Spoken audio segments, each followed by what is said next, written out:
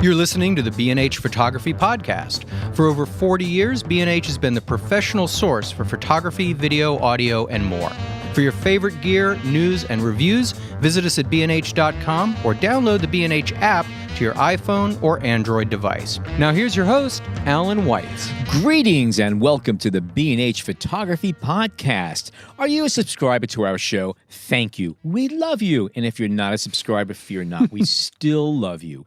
But you know, we'd love you even more if you head on over to iTunes, Google Play, Player FM, Stitcher, Radio Public, or the B&H website and subscribe to our show. It's free, it's easy, and like the right wine, it goes perfectly well with both fish and chicken. Today's topic is point-and-shoot cameras. You know, those simple, no-nonsense, push a button and then you're done cameras we used to carry around before smartphones turned the photo industry upside down. Our point-and-shoot cameras history, the numbers are down, and they don't make as many models as they used to, thank goodness. But the cameras that do remain are the cream of the crop, and these are the very cameras worth owning. Joining John Harris and myself today is Christopher Williams, one of the more outstanding pro photo sales personnel in our New York City superstore. Christopher is also the host of Lens Therapy Live on Instagram. That's a live photo counter Q&A. It's like he can't get enough of it here. You go home and you just gotta bring it with me. Just that's it. It's Do you wear the vest? No, I leave that at work. But that dress is lovely. But anyway, Chris is going to be bringing the store. No, you won't. Chris is going to be bringing the point of view from the store because Chris deals with our customers every day. And you are listeners, you are our customers. And so it's kind of like nice to get feedback of what's happening in the store because we sit around here and we could talk about it all we want, but we get real stuff from the store. Before we start talking shop, let's first define what a point-and-shoot camera is. Historically, point-and-shoot cameras were typically simple, compact, if not pocket-sized cameras with a shutter button and little else. They were best used outdoors on sunny days using a film or sensor rating of at least ISO 400, and if you went indoors, you had to use a flash. They were simple as long as the sun was shining, the pictures came out great, or they came out somewhere between okay and nice. So what qualifies as a point-and-shoot camera today? According to the gospel of B&H management, a point-and-shoot camera, you like that, huh? A point-and-shoot camera is any camera with a fixed, non-interchangeable lens. This means that when you say point-and-shoot around B&H, you're describing everything from a Vivitar AquaShot underwater digital camera, which retails for a nickel under $20, to Leica's amazing Model Q, a full-frame 24-megapixel point-and-shoot with a fixed 28mm f1.7 spheric Summilux lens. Price $4,495. By the way, I will mention that the $20 Vivitar can shoot 12 frames a second, and you can use it under 10 feet of water, and you cannot do that with the Leica. There. You should not. Better not. You better not. Full disclosure, I am personally an avid smartphone user, and I'll be the first to admit I've taken many photographs with my iPhone that, photographically speaking, are pretty darn good. I should also mention that I cannot order a pizza with my Sony, nor does it do phone calls or texts. So there you have it. Chris, who is buying point-and-shoots? Describe on a typical day. What are the range of customers you have, and what are they looking for, and why? Well, it's usually people who have a very specific need nowadays, whereas before it used to be the catch-all camera where you would get it for your everyday photos, your family photos, your vacations. Now it's, I need a camera to take with me to safari, or I need a camera for the kids to use around the pool and not have to buy a new one every day, you know? Right. So they have a much more specific need than they used to in the past. By the way, hold your thought. I just want to go over. We broke down point-and-shoots into 4 basic categories. You could do it more or less, but these are the ones that worked. We have one group is the tough, rugged, waterproof cameras, which are manufactured by a bunch of companies. We'll go over all of these cameras after our break. Then we have the Bridge Super Zoom cameras, which have different size sensors, and they have zoom lenses that, 10x plus up to 80 plus power. Then we have advanced compacts with fixed focal length lenses and advanced compacts with zooms. So those are the basic categories. So that said, Continue, sir. So, like we said, most of the people have a very specific need. So the all-purpose point and shoot doesn't really work anymore. Everybody needs either a really large sensor because they want it to supplement their bigger camera they're used to shooting with. So it's a pro getting a backup camera that they can fit in their pocket. That's actually a question I have. Do you still see pros and advanced amateurs coming in and saying, I want a point and shoot as my second? We don't really see them anymore, but I imagine that they're probably buying them online because they're pros. They know kind of what they need and what they want anyway. Yeah. I think there's no doubt that pros are using these cameras and using them on assignment as well. Yeah.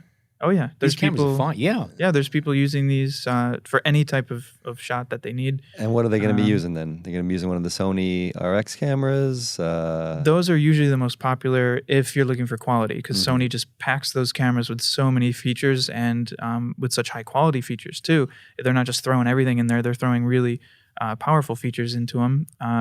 And people have, I can't remember if I've heard of it or not, but I'm sure people are using those as backup cameras for weddings. I know other people in the store who've used NEX cameras to shoot weddings. And now it's not very far removed to go to an RX 100, Mark 3 or 5 or whichever. I'm going to ask a trick question. It's not really a trick question, but it's one I ask a lot.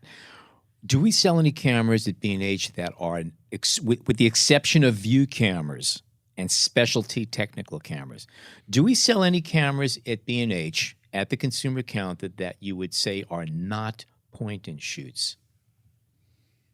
In other words, is there a camera that we sell that you cannot put onto program and autofocus and have it be a point and shoot, literally where you aim, push the button, and your picture is taken? No, I don't think so. Even the Fuji, cameras that have no automatic setting, you can still set the aperture to auto and the shutter speed to auto and ISO to auto and still get program essentially. So when people say to me, I want to buy a camera that's simple and easy to use, I say, good, you just opened yourself up to every camera we sell here. Yeah, let's narrow it down now. Now what are your needs? Okay, and I think that's where we get into what the differences are between each of these categories. Exactly. Can I jump to the super zooms? Because I find that one of the more interesting categories of point and shoots, given that they kind of, with this idea of a long lens, are the antithesis of a point and shoot, right? I mean, the idea of a point and shoot is generally a wide angle. You can just lift it up, get the group that you have in front of you, and take that shot. And of course, you can with these. But are people out there buying these specifically for that long zoom to go on vacation or as bird photography, or who buys these? Yeah, the super zooms do definitely have a good market still because a lot of people will use them to shoot their kids at soccer practice or at t-ball or whatever, so they can sit in the bleachers and still get that really close-up shot that they can't get with a cell phone or with anything else usually, because these super zooms will go longer than any lens you'd ever want to carry on any other camera, and they go even farther than most lenses we can even sell. And now, so why would people buy a DSLR or a high-end mirrorless camera if you have this? Basically, one camera does it all. That will have a lens that can go from 22 millimeter to 800 millimeter, which is, we have them, okay? Even 2,000 millimeters. But what separates these cameras from the mirrorless and DSLRs that you can buy comparable lenses for? Price. At a price. No, I'm leading up to something here. Well, the main reason would be that you can zoom farther in a smaller package because the lens is optimized for just this camera. It's not interchangeable. And it's one lens. You're not carrying 8 lenses with you. Yeah. So it's already built in. You don't need a bag full of separate lenses. That's what people want. They don't want to have a second thing to carry around, right? Even with an SLR, they're like, oh, I don't want to change lenses. I'm like, well, that's like getting a car and not changing gears. It's just built for that. Right. But back to the point and shoot idea. I mean, when you zoom out this lens and you're trying to get your kid playing soccer halfway across a field, it's not really a point and shoot camera because you're not just pointing and shooting. You need to stabilize it. You need to kind of know what you're doing. And if not, it's not effective because they're not getting in enough light. That's my experience. There's always blur unless you really know what you're doing. Well, that's another thing too. It's like if there's a limitation to these, with the exception of the highest end super zooms, which open up to about f2.8, at least at their widest focal lengths. You go indoors at night and you try to shoot an indoor soccer, basketball game, whatever, you're in trouble. And that's one of the things that I've had a lot of people come back to me. They say, I want to buy a camera that does everything. Well, I give them a little list of these will do everything. but don't take it indoors. Right. Okay, because they just die. They cannot Yeah. focus under low light. Yeah, and that's the trade-off. Everything that you pick in photography is going to have a trade-off somewhere. Yeah. And that's the biggest thing with the bridge and super zooms. They cannot get enough light most of the time for indoor shots. Mhm. You know, so if you're shooting your kids on stage, you know, it's usually Yeah. not good enough. Or if they're at a basketball game, it's usually just not getting enough light down that long lens in order to not have a blurry, unstable shot. But if That- the sun is shining, you've got yourself an amazing piece of equipment that will do a lot of Do you good have stuff. people that bring them back with that complaint and say, or I don't even know if you see the returns, but the people come back and say, hey, I thought I could go, bird shooting with this and get a great shot of an eagle or my kid, at the basketball game. And then they find out that they can't and they bring it back disappointed. Is that something that's as common as I think it might be? Well, we don't see it too much, or I at least don't, because we definitely try to let them know the limitations before they walk away with it. Sure. So we'll tout the benefits of having a huge long lens that weighs, ounces rather than pounds of any other interchangeable lens you would buy. And you're able to do anything and everything you want on a vacation. You can get a huge wide landscape, or you can zoom in on a bird in a tree, sometimes hundreds of feet away. Right. And the downside then, we would say, with all those benefits, you can't really use it indoors a lot. So if you're trying to shoot a birthday cake with candles, somebody blowing it out, it might just look like a muddy mess because it's just not. And do they have a stabilization, most of those cameras? Most of them do nowadays, because you'd have to. At 600 millimeter or more, it would just get so shaky, like a telescope. If you just tapped on it, it would just be we way have too cameras much. that go up to the equivalent of 1,000 and 1,200 or even 2,000. Yeah, the Nikon. You cannot E900. hand hold those. I don't care how good the image stabilization is. That has to be on a tripod or some kind of a camera support. And also, forget about using an electronic finder, a little LCD in the back. Excuse me, forget about using an LCD on the back. You need an electronic finder, something you can get your eye up close to, because they're impossible to use otherwise. Yeah, It's it would too much. it would cut down on a lot of lost shots. you Yeah. know, or getting lost trying Yeah. to find the shot. If you're following a bird and it moves, you probably have to zoom back out just to find it again before you can zoom back in. Yeah, 'Cause- those cameras have been a mystery to me, always. Yeah. I'd like to hear from people out there who use them and are happy with them, if there's anybody listening that wants to chime in. Yeah, that would be interesting. Yes. Well, we definitely Hashtag BH Photo Podcast. have. We've got a guy, Steve Moore, who works Yeah. at the counter too. Oh, sure. And he's been using these super zooms for years. He started with the Canon what was it, the 50 IS? I don't remember. Yeah, I the- think, the HS50 Uh-huh. IS or something like that. And then he went to the 60 and he was a little disappointed with that one. Then he went to Nikon. Now he's got the Sony Super Zoom and he just swears by it. He loves it. It's the RX10 Mark IV, I believe. And he's been using them for years and years. And he's the guy who is always pushing forward this idea, because he can walk up to somebody with a monopod and a 400 millimeter lens and he'll say, let's have a shoot off, and he'll try to outshoot them. And a lot of times it'll be faster. It's lighter, of course. He'll get the same shot just about, because the aperture on a 4 or 5 or 600 is usually 4.5 to 6.3. It's not anything great that we're used to with smaller lenses. And he has a stack of prints, 4x6 I've seen prints, those. where he has a before and after. So he'll be like in his kayak shooting a landscape, and then you'll see in the photo he's got this little red circle. And you're like, oh, what is that? It looks like it's a log in the water. And then he's got the next photo zoomed all the way in. And it's like a turtle on the log, like a quarter mile away in the lake, and he is able to catch both photos that are just worlds apart as far as the equipment would usually be. And it's very impressive. And it works to show the customers the maximum benefits of having these cameras. But it's always outdoors. It's always well lit. It's sunny. He's Yes. not doing, an indoor concert. It would be terrible, or it would be very, very difficult to do instead. Yeah, I always found also that the form factor is problematic, just given the weight and trying to keep it stable.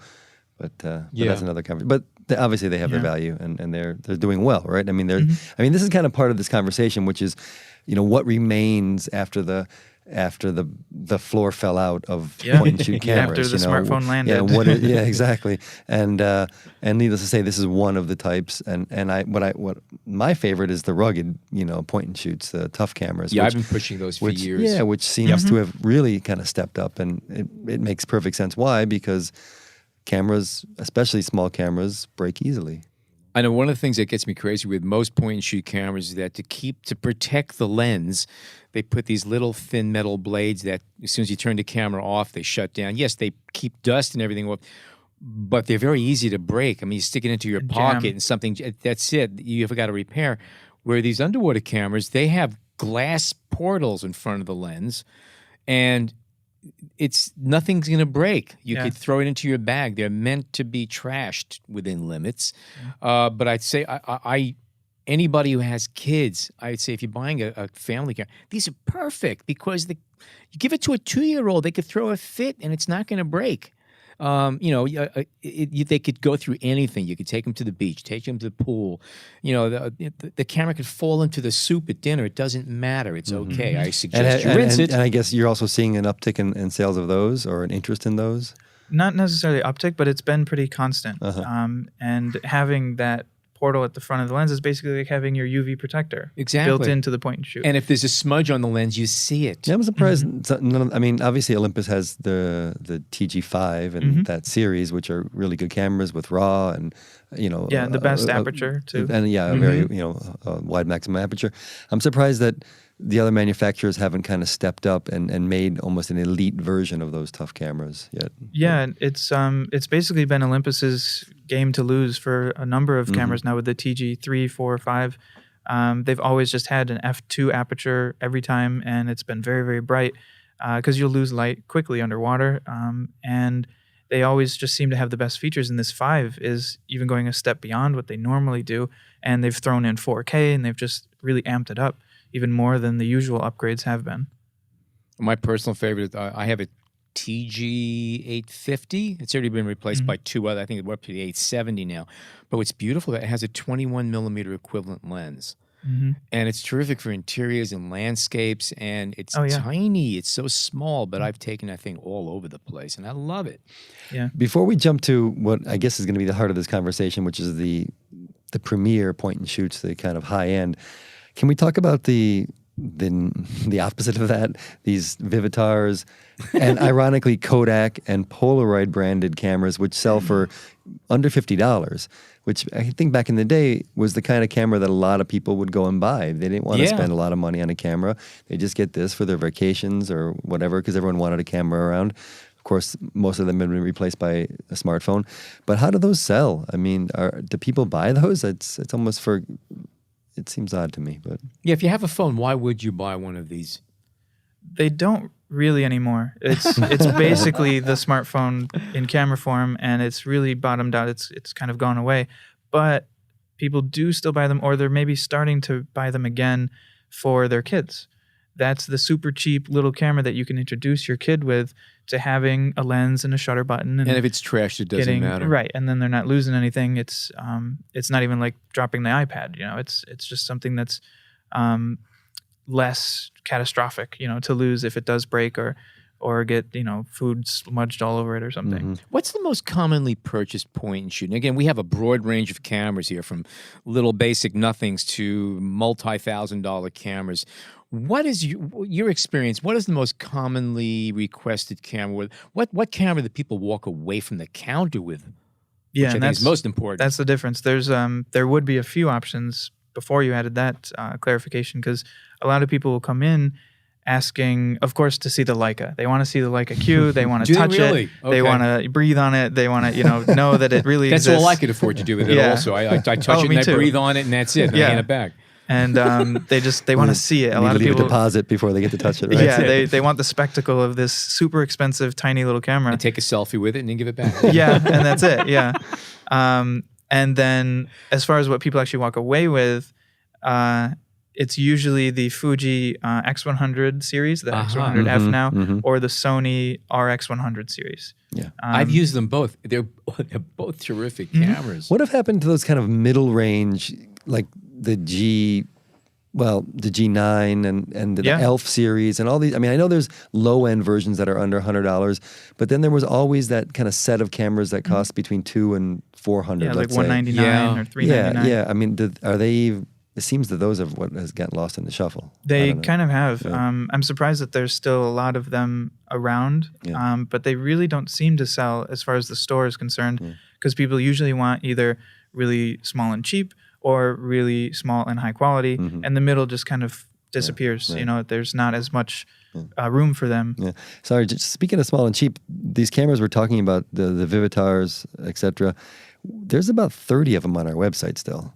So somebody must be buying them, no? Yeah, it's well, a lot of them are probably different colors. Yeah, I think they come true. in 5 or 6 colors Yes, each. that's another thing. Yes. So that's one thing. And by the way, you know, I think yeah. that's also worth mentioning of why people are still buying these is that it used to be you buy a camera to take pictures.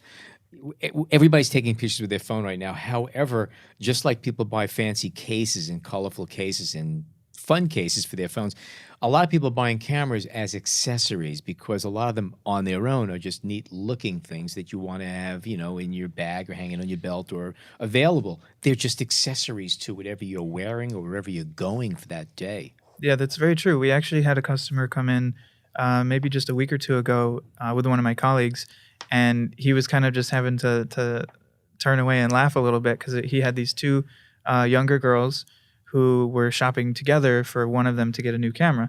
And it kind of came down to the point where, well, this camera matches your outfits more, and this one matches your apartment more. And I'm like, that's a whole different category or, you know, characterization of a camera that I never would have considered because I don't care what it looks like. It's what the output is, you know, what's the photo going to be.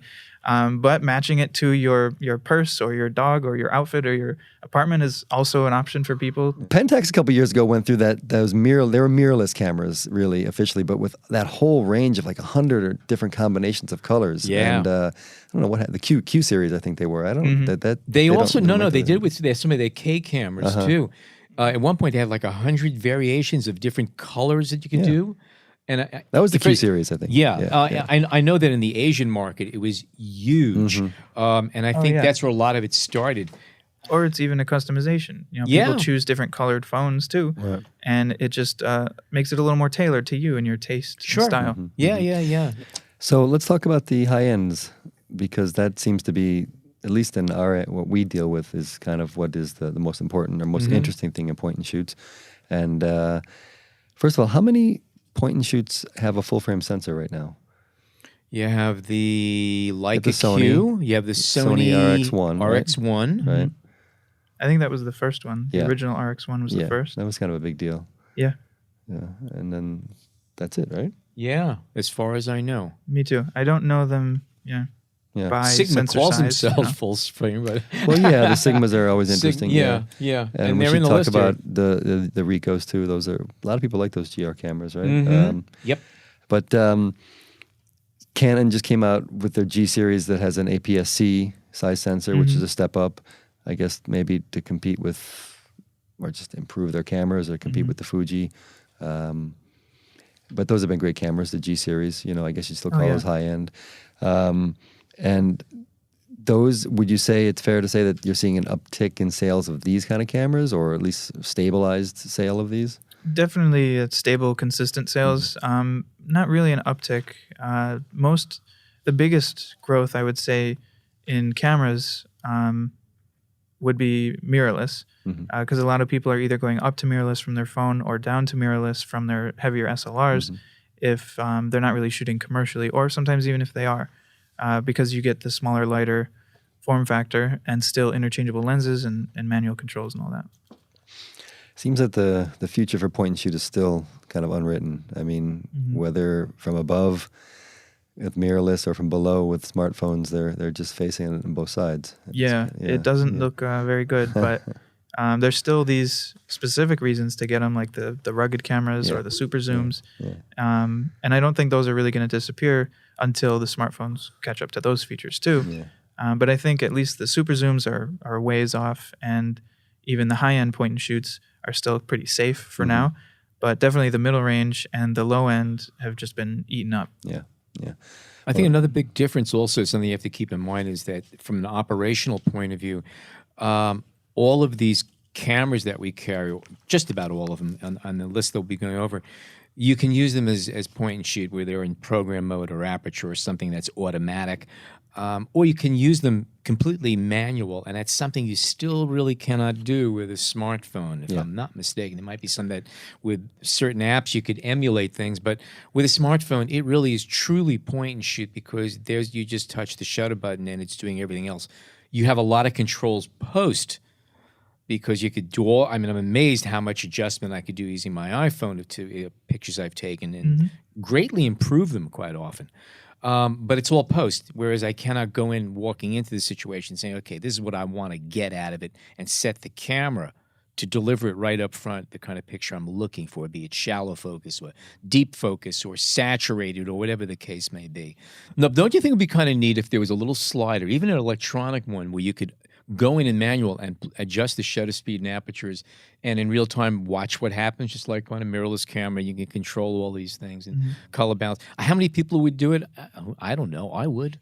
Well, with smartphones, there are apps that let you control those things, but usually natively in the phone itself with the little camera app that comes with it, it's usually more point and shoot style. Correct, yeah. But there's lots of companies making third-party apps that are starting now in the last few years or so at least to give you controls over shutter and aperture, even white balance. But you have to go find them, and it's not always easy. But you can get there now. So of the the Cybershots, the Coolpix, the Elfs, what do you still see being popular or being sold? That's kind of what we would call that mid-range point and shoot. In the mid-range, it gets kind of lost. It's mostly the Canons that would get sold then. The G3X, the G7X, 9X, all of those going up. Canon still seems to control the medium range, while many other companies will get the outer reaches like Fuji and Leica will be at the top end, or Sony. Canon doesn't have anything that's a $4,000 point and shoot by any means, but they kind of still have the presence in the middle range there, and most of the others don't. It maybe Nikon would seems be to Canon. fall away from that a little bit. I mean, I've always had Nikon DSLR, but Canon or Sony or maybe soon Fuji point and shoots. So I don't know why Nikon. I don't even know what they're putting out right now in terms of. They that. do have waterproof cameras, but it's the been decimated. waterproofs. Yeah, First of all, they took a hit when they lost that DR line. They were ready to introduce that DL for like line, yeah. 3 years. DL, Yeah. That I think's just sucked all the wind out of their sails. A lot of things have, it seems. Yeah. What do you see in terms of? I guess a demographic breakdown. Do you still see like older folks coming in and asking for the point and shoot, and anything along those lines that you can share? Yeah, that's still pretty consistent. We'll have grandparents wanting to shoot their grandkids, so they want the simple point and shoot camera that they can get that's not too complicated. They don't want video or touch screen or flip screen or anything. They want more minimalist. They want an point Argus and shoots. C3. Yeah. They want what they were used to, 10 years ago before all these extra features came out too. And they're definitely going for the simpler approach. New parents will be getting, either a point and shoot or maybe a mirrorless to get introduced to photography and step up their game for all the newborn photos they're going to take. Right. As we were talking earlier, we used to always get questions like, "I'm going on vacation in 2 weeks. What camera should I buy?" And they were thinking, a mid-range point and shoot, but those questions don't come anymore, do they? Yeah, we still will get people going on vacation. It seems like nowadays they're less prepared. It'll be, I'm going to the airport in a few hours. What camera do I need? If maybe that's changed. The taxi's at the curb waiting. Yeah, I made them wait. The meter's running. That might be changing, but they will usually be looking for a travel camera, and it goes to high-end point and shoot and up. There's not really the middle ground for them anymore, because they'll go for a super zoom if they're doing wildlife safari, or going to Alaska or something, and they want to get those long distance shots. Or if they're just going to Europe, they just want something that'll get the scenery. So then they'll get usually either a low end or high end point and shoot, or go up into mirrorless if they want to do interchangeable lenses. But still, the medium range kind of falls away. And you'd mentioned the flip screen, which for me, for the longest time, was the main draw for a point and shoot for me. I loved pulling that out and being able to shoot waist level. And are there any features on a point and shoot that mirrorless and DSLR don't offer that are still a draw, even for maybe a more advanced photographer? It seems to be that the manufacturers will experiment more with their point and shoot lineup before moving things up. where maybe in the past it was the opposite, where usually the high-end cameras had all the new features and the latest things, Yeah, and they would it's trickle up down. technology. Yeah, Yeah, and I think it stems from the older companies like Canon and Nikon, where they think, oh, Wi-Fi, nobody needs Wi-Fi. That's something the kids are using. And then eventually Wi-Fi is in everything. And they think that there's certain features that pros don't need. Pros don't need a built-in flash. They don't need Wi-Fi. They don't need touchscreen. But more and more people are expecting it because their cell phone has all of it. Right. And they're used to having a touchscreen every time and a flash if they need it. And they are just used to getting more and more features. And when DSLRs kind of lagged on that, I think it opened the door a little more for mirrorless and for point and shoot to keep coming in. And I think that may have turned some people from SLRs back to mirrorless and high-end point and shoots too, because they seem to think that pros, were too good for things like Wi-Fi and touchscreens. And now you've got it in the latest and greatest full-frame professional cameras, and even getting 4K into them now too. When they thought the video was an unnecessary extra feature in the list of 30 things that they were adding. Right. Yeah, I remember when video first came out for DSLRs, everybody was saying, huh? Why? Now your phone does 4K. It's like, it's right. It's surpassing it. Is there a camera that's come out in the past year or two that you said, wow, this is awesome, and nobody asks to look at it and it's not selling? Are there any bombs out there that surprised you when they came to market? Well, anything that usually makes a big splash seems to be from Sony lately, because they seem to be pushing a lot of boundaries. And sometimes they'll have cameras like the RX1, RX10, now the RX0. That's what I was just going to ask you about, the RX0. Where they come out and it's very high quality, it's super powerful, it's doing way more than any of its neighbors, and nobody knows about it or nobody hears about it, almost because Sony a lot of times is competing with themselves, it seems. Oh, yeah. Where they've gotten better, but yeah. Yeah, they're just doing so much all the time so quickly that they almost saturate their own market and their own customers, but they're always giving you more and more and more, which I kind of like. I want a company that's trying to better themselves all the time instead of Canon and Nikon, where it seems like they get around to it when they have to or when they're starting to lose market. Or when Sony says, okay, we're going to sell you this technology now that we're moving on. Right, yeah. We'll give you the last gen thing now that we've got this new one coming out. Yeah. How about point and shoot film cameras? I mean, instant cameras are coming back, and even Kodak has this, what is it, the Printomatic, which is a digital camera that'll spit out an image. Yeah, Printomatic, yeah. That's not a 90s name at all. And that's 50s. Yeah, yeah. So are there anything interesting in the film point and shoots? I mean, I guess these, the Fuji Instax is a point and shoot. If there ever was one, because that's all you're doing. Yeah. I mean, but and they're very popular, and they're kind of coming back mostly because it seems the younger generations are kind of going back to film a little bit. A lot of them are going to film 35 millimeter cameras, and if they don't want to go all the way there, they're going to Fuji and Polaroid Instax cameras. And even some disposable cameras I've seen lately. Yeah. Well, that's the only place you could really turn to right now if you want to have the satisfaction of spending $3 every time you push a button. Yeah, right? You can hear the cash register every time. But I wonder if we're going to see a point and shoot film that is not, is not an instant camera and is not vintage. Well, now the FM10, Nikon FM, that is really the only film camera still being manufactured. Right. Which also explains why we're having this resurgence of film, interest in film. And right now, prices for used film cameras, good ones, are going through the roof because they don't make them anymore. Right. Yeah, there's a limited supply, and they can only be shuffled around so much. Okay. All right, we're going to take a short break, and when we come back, we're going to talk about specific cameras, specific point-and-shoot cameras, what's available in each of the categories. Stay tuned. We hope you're enjoying this edition of the B&H Photography Podcast. Send us a tweet at BHPhotoVideo, hashtag BHPhotoPodcast. Okay, we are back, and we're going to be talking about point-and-shoot cameras. We do have, as we mentioned earlier, we have like 4 different categories. But before we do that, John just did a fast zip through on his phone, and on our website, you could filter through. If you go to camera categories, it's actually a point-and-shoot, and there are filters. You can go from most popular to least popular, most expensive, least expensive, and we were just curious to know what was out there in the $100 to $150, the inexpensive generic point and shoots, and Kind of the kind that we used to all buy. yeah, what we used to call point and shoots. Yeah, and I just did that. I filtered low to high, and I'll just there are the Vivitars, which are down in the under $50 area, and they come in that clamshell casing that we, Yeah.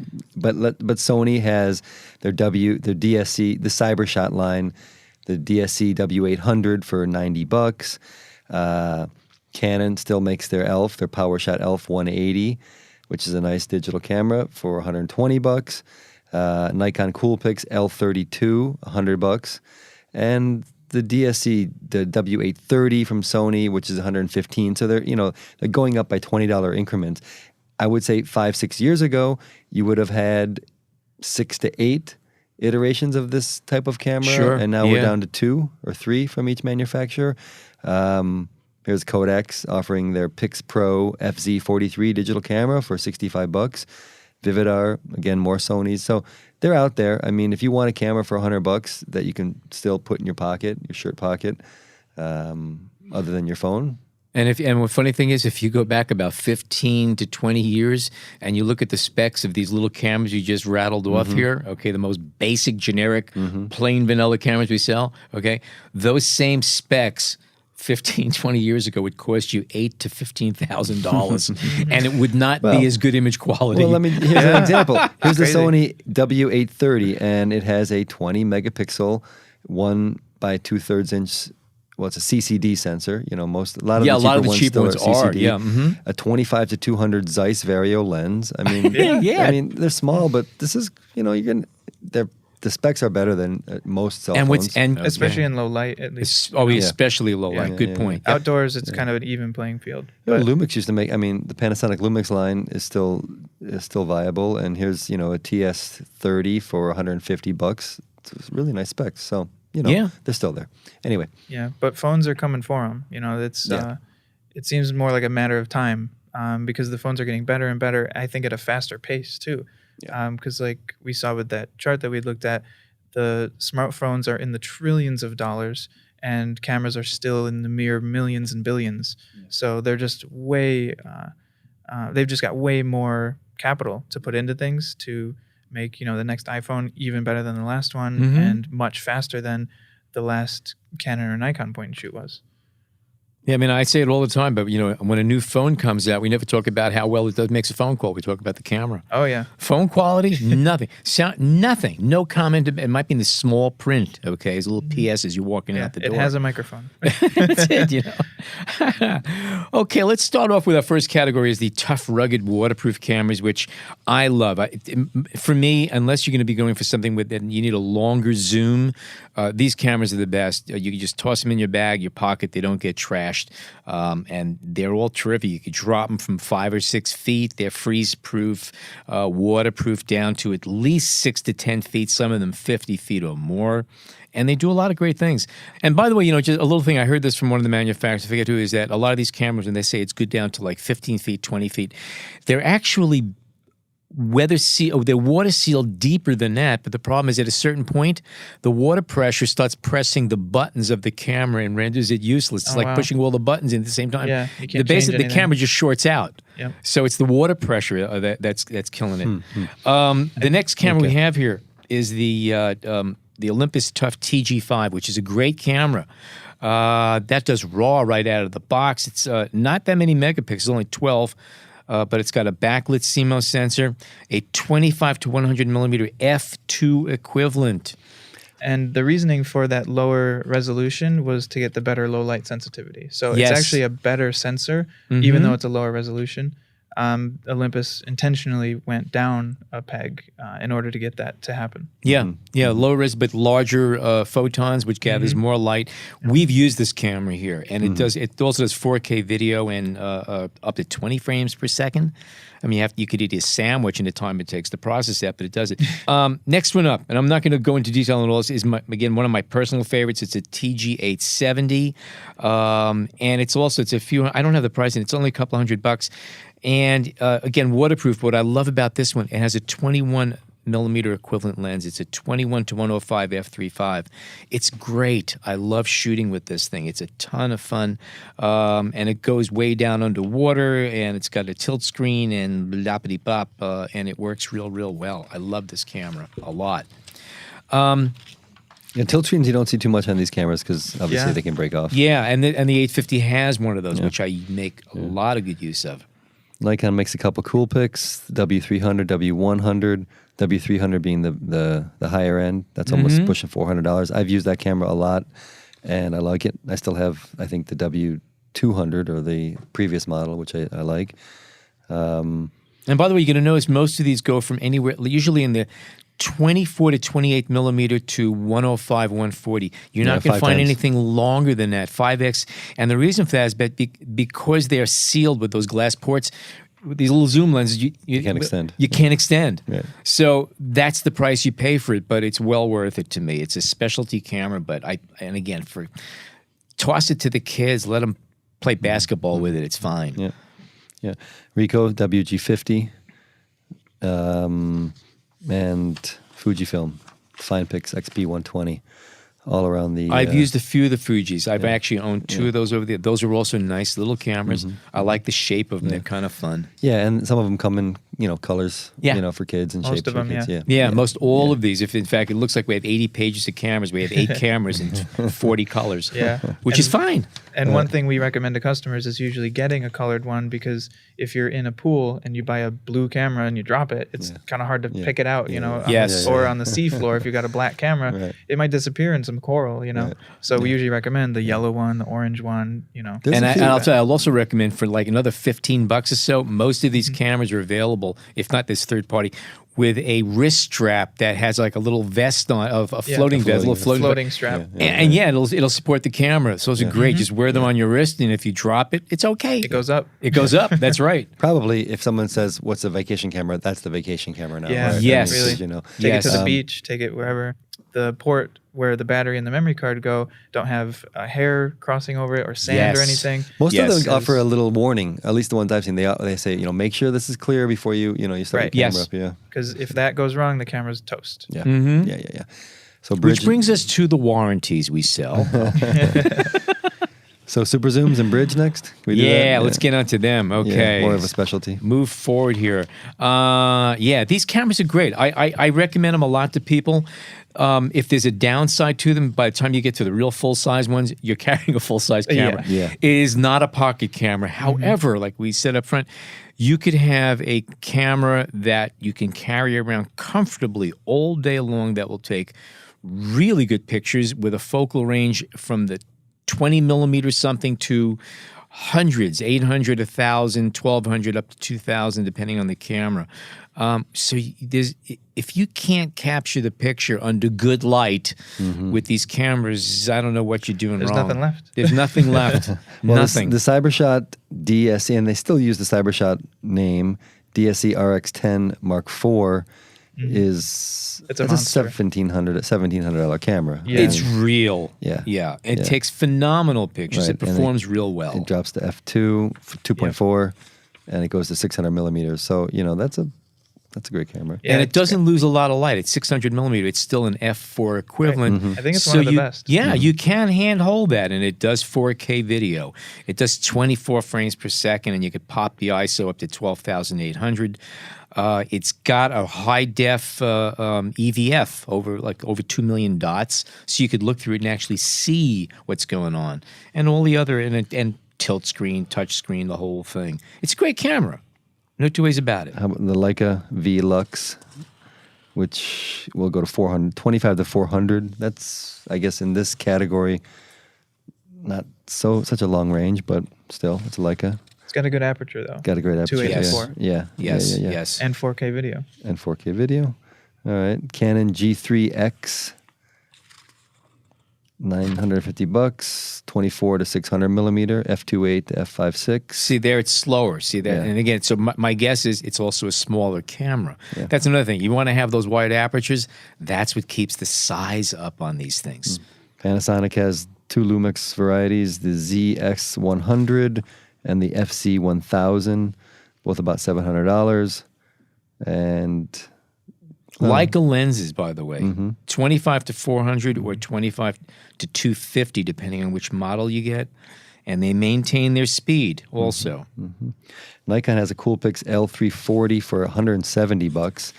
That's down at the lower end, needless to say, but it might be interesting. And then they have the Nikon P9000, which is That one's a 900. P900, that's what I So thought. you have Yeah. to replace that. Yeah, the Nikon P900 for $579, which I know Todd did an article about a couple years ago, which was a big hit, and it zooms to 2,000 millimeters. It's crazy. As far as I know, that's the longest zoom lens we've got. It's a really after popular that, you have to camera. go to scope, like a rifle scope. Yeah, or Yeah. NASA. Yeah. And I've Now, seen- and by the way, the Nikon, you just made this Coolpix, the 340.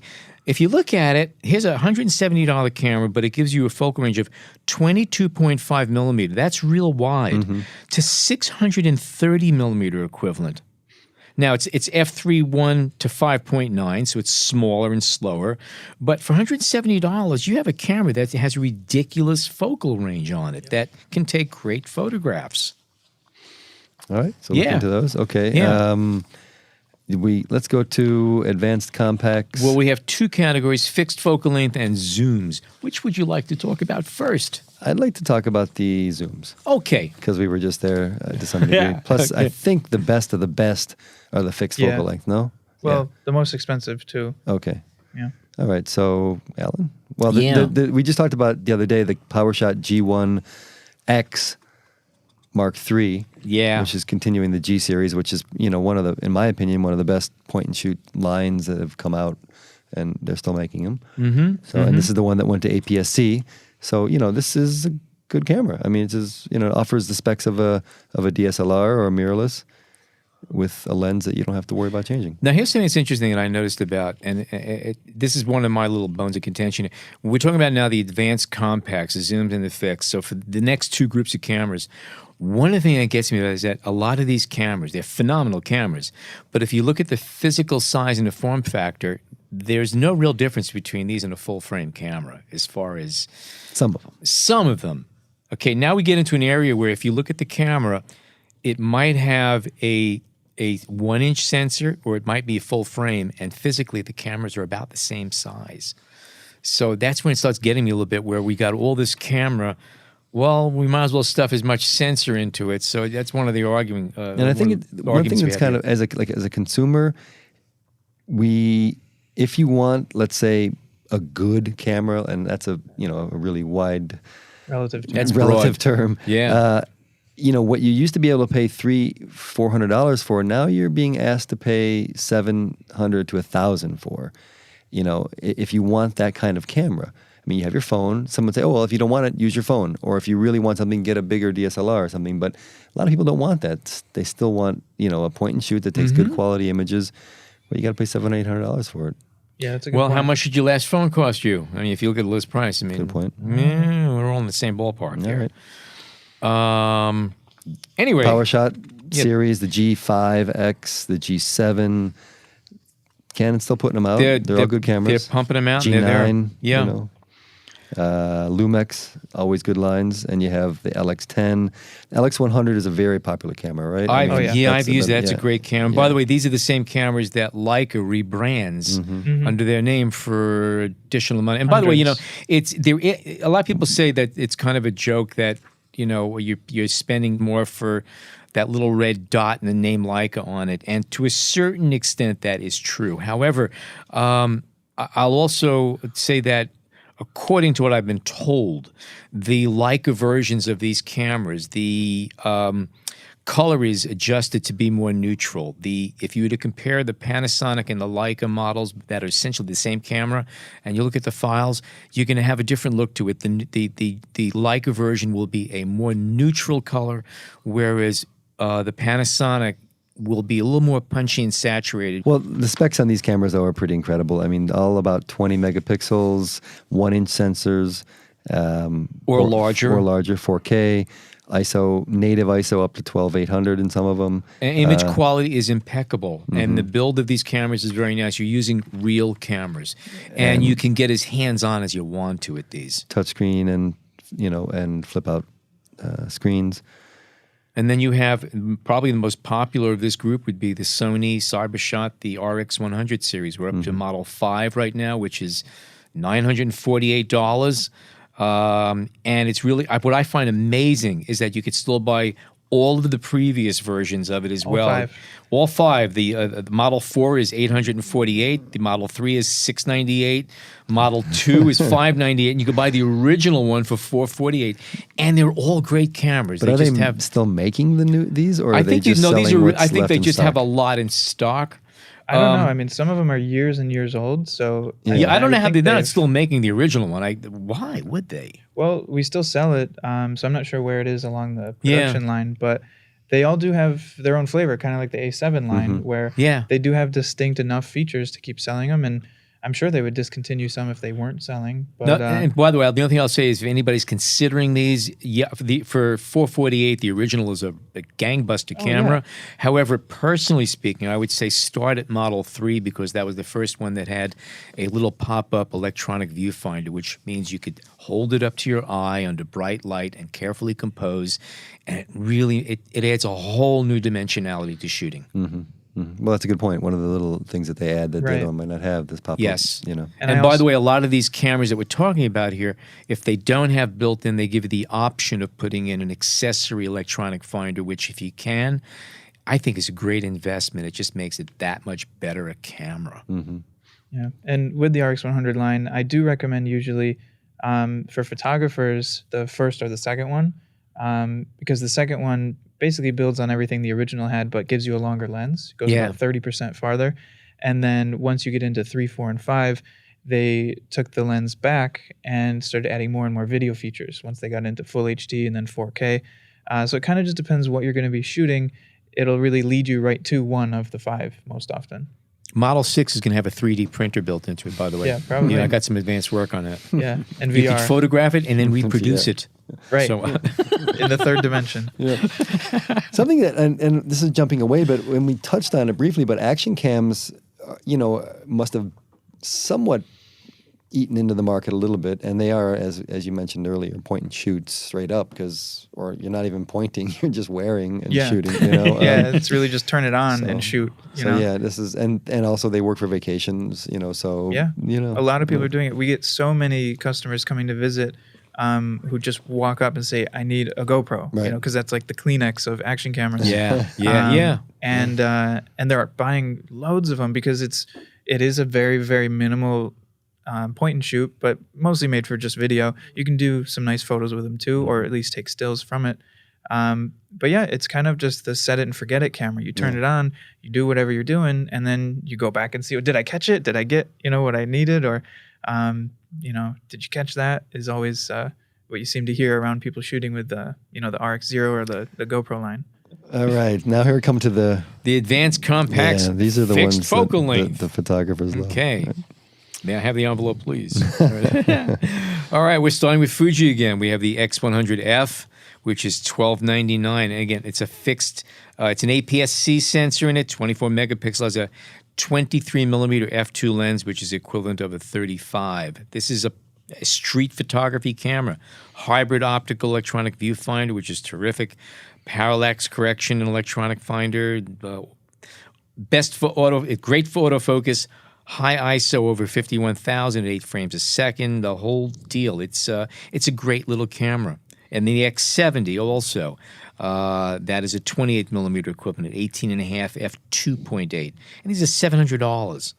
And they got all the stuff that you'd want to have in a real camera, including slow-mo video.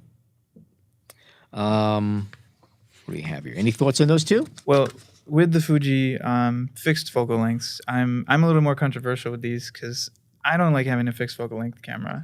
If you have the option for $1,300 to buy a camera from Fuji or Sony or anybody, where you have 100 lens options to choose from, you could buy a Fuji. I don't remember the price, but you could buy like an XE3 for maybe $900, and then have all the Fuji lenses available to you. XT20 to tailor it. So for me personally, every time a customer comes up to the counter, they always want to see the X100F or the previous versions. They'll go all over it. They'll look at it. They'll try it out. And then they'll say, what do you think? And I'm like, well, you've asked. So I always just say, like, why, with all the options available in the world now with digital photography, why would you put yourself in like a single gear bike? Why would you do it when you could do all these other things? It's a good analogy, though. That is how many actually, people are buying fixies now? Lots of people, Yeah. But it does speak to the point and shoot mentality and the street photographer mentality. There's also a no discipline to it. You don't want to have all of these choices. And by the way, there is the prime difference almost all the time between a zoom lens. In other words, you have two cameras, same except one is fixed and one has a zoom. Usually, the fixed lens camera will have a faster lens, faster aperture. You can shoot under lower light, and will focus closer and respond quicker because of all of these little factors. So, and again, there's a discipline to it. And another thing you have here, a good example would be, and we're jumping ahead a little bit here, the Sony, where is it? The RX1? The RX1, the RX1 R Model 2. Now, this is a full frame camera. It's tiny. It's it's smaller than most point and shoots that we talked about here today. It has a fixed 35 millimeter f2 lens. However, keep in mind, it has a 42 megapixel sensor. You can crop the dickens out of that thing. So even though it's a 35 millimeter, you can crop deeply into that and get a nice tight headshot out of that, or a distant landscape, and still have enough meat on the bones of that file to be able to knock out a nice 11 by 14 or even 1620 print if it's processed properly. Oh, yeah. And ISO 102,000 and RAW and everything else that goes along. And also, RAW. another thing I'll mention about this camera is that when they designed the original version, this is what the third generation of it, the lens for this camera was designed specifically for this process, the sensor. It's matched, even wide aperture. I'll show you that the edges are just amazingly clean and sharp. So what you have here is a highly optimized imaging tool. Yeah. And that's, and that's another thing that speaks to the fixed focal length options. You get such a tailored sensor, processor, lens, aperture. It's all just tailor-made for this camera, and it does its job very, very well. It's just not for me. For the price of a D850, I can get so many other things. That's the issue with this camera. This camera is $3,300, and then we can compare it to the Leica Q, which is like $1,000 more, if not even more. Yeah. And it's again a fixed 28 millimeter f1.7 with a 24 megapixel sensor. It is a great I've shot with both of these cameras. I love them both. They're terrific. I could be happy with both of those and travel the world. Now, who's going to buy these cameras? That's a good question. I mean, who buys these? Well, of these, let's say those two, the Leica Q and the RX1. Well, the Fuji 100F is the most popular of these on the list. Yeah. But between those two, can I say I've never sold an RX1? I don't know anybody from me at the counter who's actually bought one. Nobody even asks. A lot of people don't know about the RX1, the RX10. They just don't seem to hear about it. It's out there. That's kind of my point. I mean, not that they don't sell, but it's kind of an elite product. No, right. If you're coming to it, you know that you really want it. Usually, the Leica Q just has the sensation of the Leica point and shoot. It's a super expensive point and shoot. It's made in Germany. It's a real Leica, whereas a lot of the like a point and shoot, as was mentioned, they're Panasonic cameras. Not knocking Panasonic, but if you're thinking you're buying a hand-built German camera, you're not. Here you are. Now, how about the Ricoh, the GR? Because that is kind of the poor person's version of these cameras. No, not to use that phrase, but you know, I mean, if you want to get, It's the Toyota Supra of the. okay, is that such a camera? I never heard of that. Yeah, actually, yeah, it's a hot little car. Yeah, it's actually, I think, the most stolen car amongst the sport coupes, if I'm not mistaken. All right, good Yes. to know. Yeah, the But yeah. Ricoh is very popular. I think because of that, because the price, it's half or less the price of many of these, sometimes much less, thousands less even. And it lets you get a fixed focal length camera tailor-made for this little camera body. It's a lot smaller too. Right. And for that sensor, so it works really Also well. very basic design. I mean, Yeah, Spartan. It gives you what you're looking for from all of these without the like a name and price, without the Sony, excess of features and much higher price. If you want a simple fixed focal length camera, that's the one that you'll get. Because By the way, these cameras also, this heritage goes back to the film days. People were buying Ricos for the same reason before digital even came around. They made small cameras that were really good, wide angle lens, the whole thing.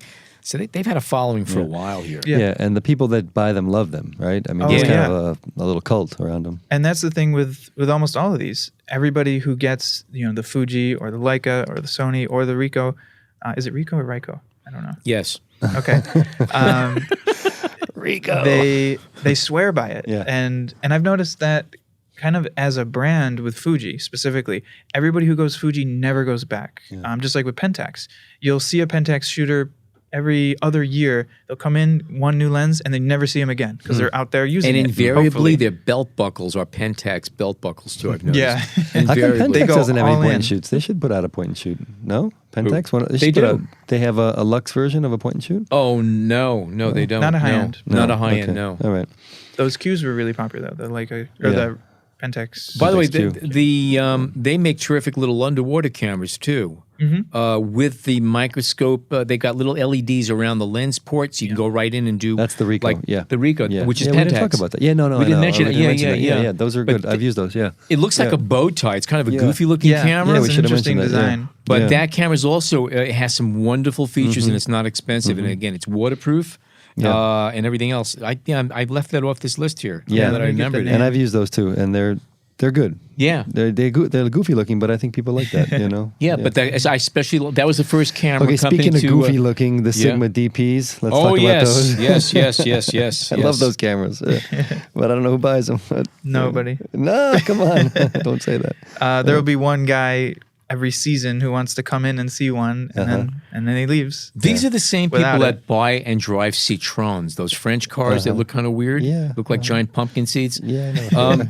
That's their customer. Well, they have the Foveon sensors. I mean, they make great images. Yeah. They actually do. they're Right. incredible cameras. It They just, should be performing better than they do. Yeah, Or selling better. yeah. It's an odd thing. But they're very odd. So, But then again, daguerreotypes are also extremely fine grained. People don't seem to bother with them too much.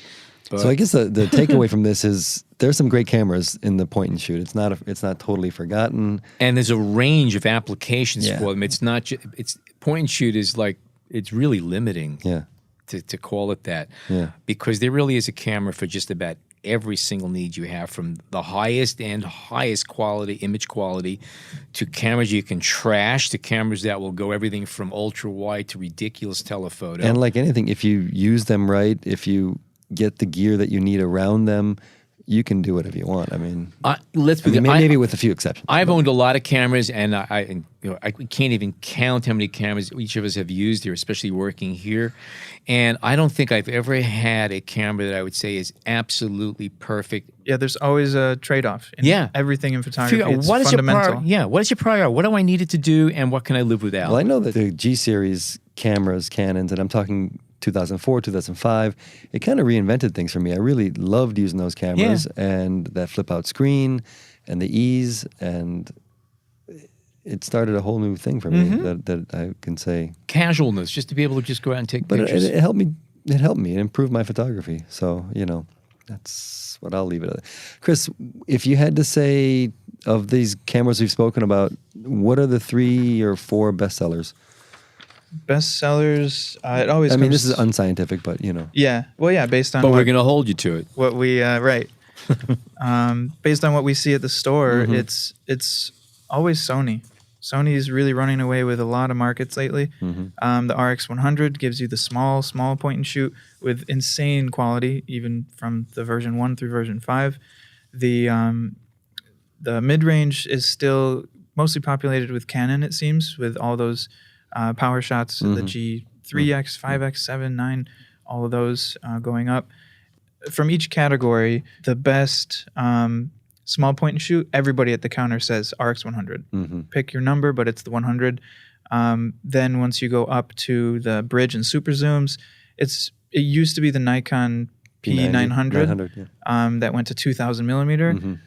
But now Sony's one-upped them, and they have the RX10 Mark IV now. Right. It's much more money, but it is the most powerful one. So we'll probably still sell both because one is around like 500 or 600 with Nikon. The other is what, 1,500 with We'll Sony. also keep one thing that's important: that Sony has a 1-inch sensor, which is a lot larger than the P900 sensor, which is what, about a third of the size. So the image quality resolving power is far different on the Sony. Yeah, they're different Yeah. categories almost. It's probably fair to say that it's the sensor size that maybe the improvements we're going to see in point and shoots. And it's going to be good to come back to this topic next year to see where point and shoots have gone. It'll be interesting because if they do keep getting bigger, then the lenses get bigger too. Yeah.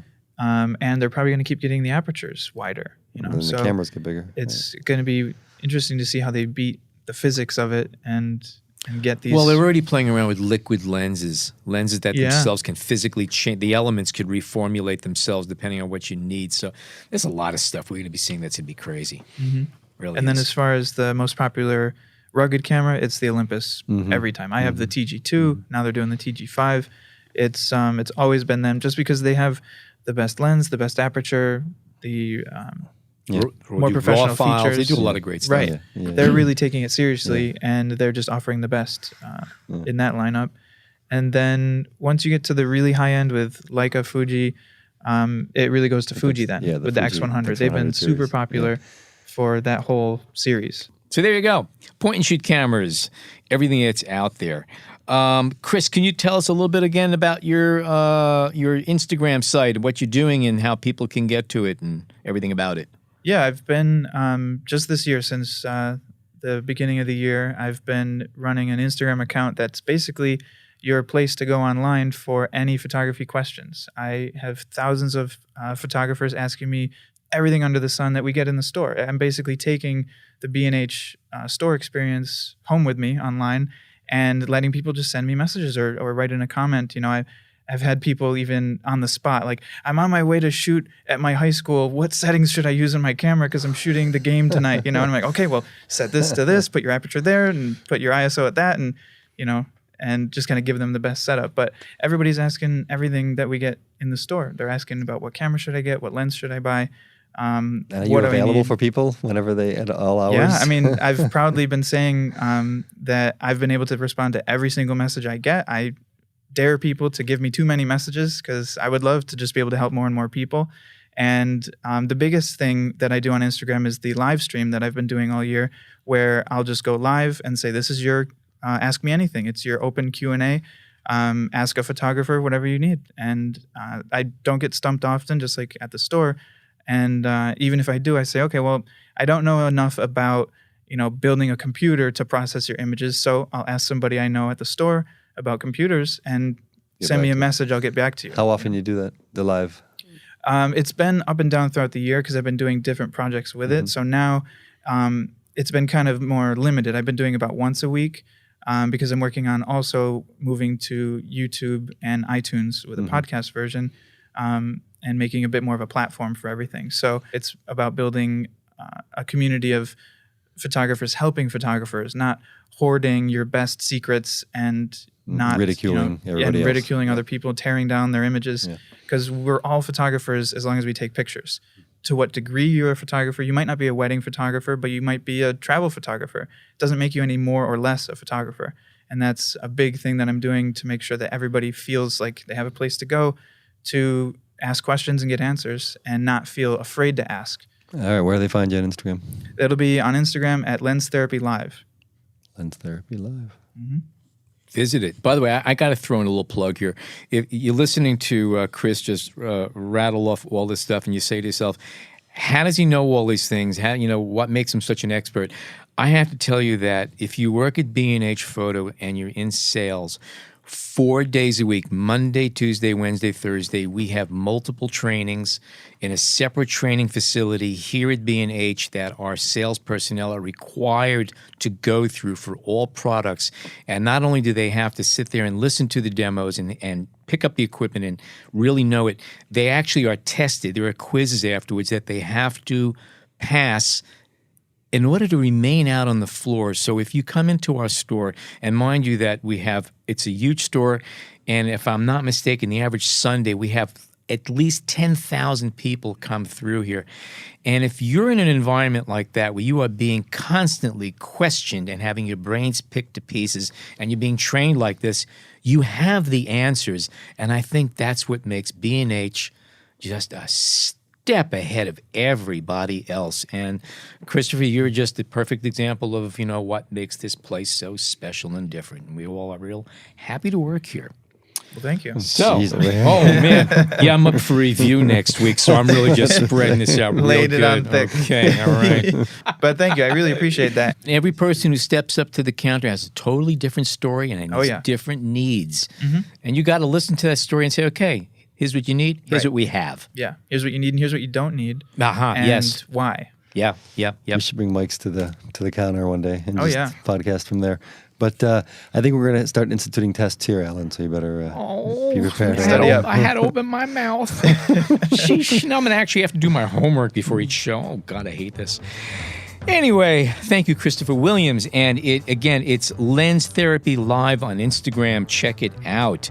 And if you're not a subscriber, head over to Google Play, Player FM, Stitcher, Radio Public, or iTunes, or our homepage. Sign up. It's absolutely free. And also, we are coming up on 100 episodes, and we are going to be having a really amazing sweepstakes giveaway here. We got some serious stuff. Should I mention what it is or not yet? I'd wait. But I'm wait. You have to wait. Let's say we have some real serious hardware to give away to our listeners. So subscribe, go and do so. In the meantime, on behalf of Christopher, Jason, John, and myself, thank you so much for tuning in today.